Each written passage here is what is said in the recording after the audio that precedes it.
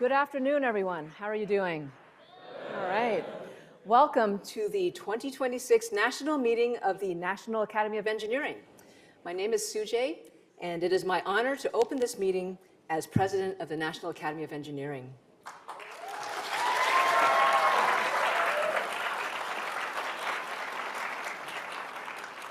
It's truly heartening to have so many NAE members here and guests join us today, both in person and virtually via webcast. So thank you all for joining us. The theme of our meeting today, as you can see, is Engineering the Future, Innovation for People and the Planet. I would like to first acknowledge and thank Dr. Mike Musalem for serving as chair for today's meeting. He is a distinguished member of the NAE, having served as the chair and chief executive officer of Edwards Life Sciences, a global leader in patient-focused medication innovations. And he served in that role for 23 years until his recent retirement in 2023. Now today, each of the speakers will give us a glimpse into the future that engineers are shaping today.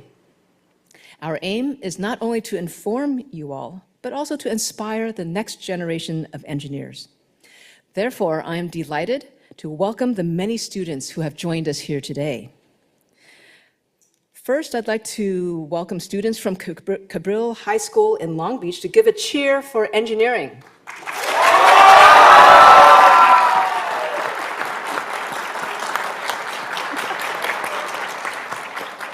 Oh, that was pretty good. Okay, how about I'd like to welcome students from Samueli Academy in Santa Ana.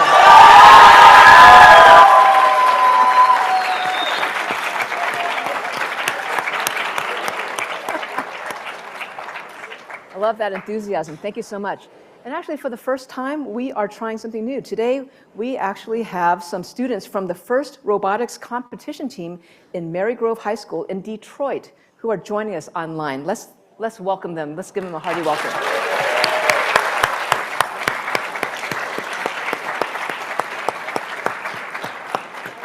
We are excited to share with you today the value, creativity, and impact of engineering.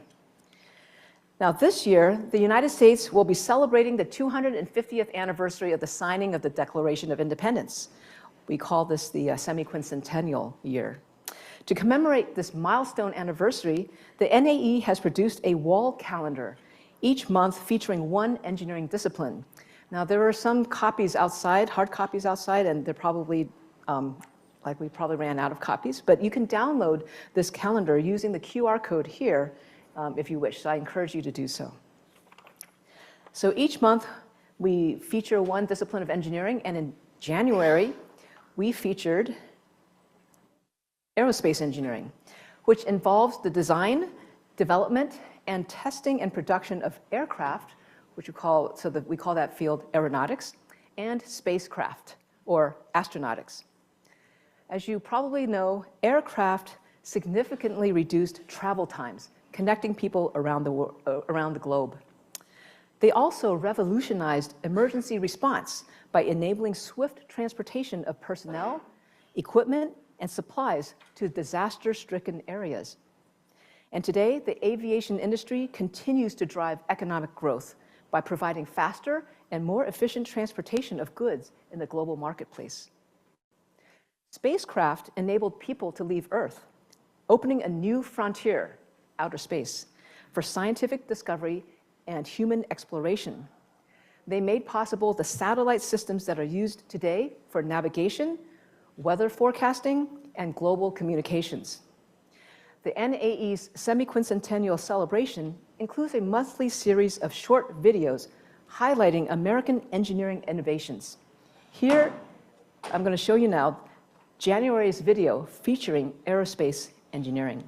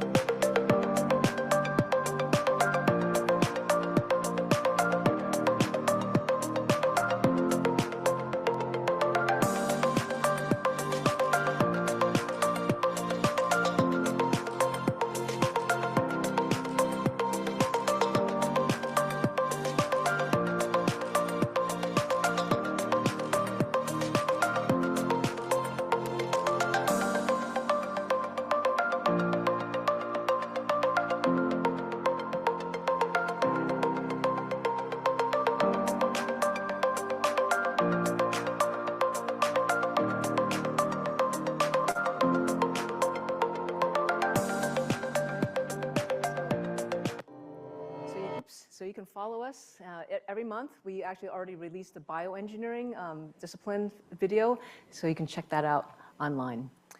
Now, it turns out, well, first of all, can you imagine life today without the technologies enabled by aerospace engineering? I think it's hard to do so. Now, the materials used in aircraft and spacecraft are subjected to extreme conditions, environmental conditions that are not found on Earth. So engineering innovations made it possible for materials to withstand the demanding requirements of flight.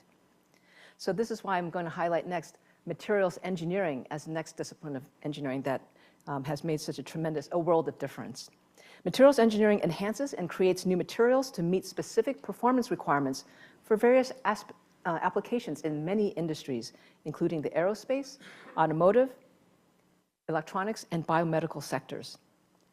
Today, advanced materials like composites allow for lighter aircraft, which reduces fuel consumption and thereby lowers costs and greenhouse gas emissions. So I like to say that engineering is creating new technologies to benefit people, and it is being done by people. So I'd like to say a few words about the people who actually do all this amazing engineering, innovative engineering work. So we know that with us here today are many NAE members who have made possible some of those engineering innovations that I just described. And we're going to hear from some of them on the stage later this afternoon.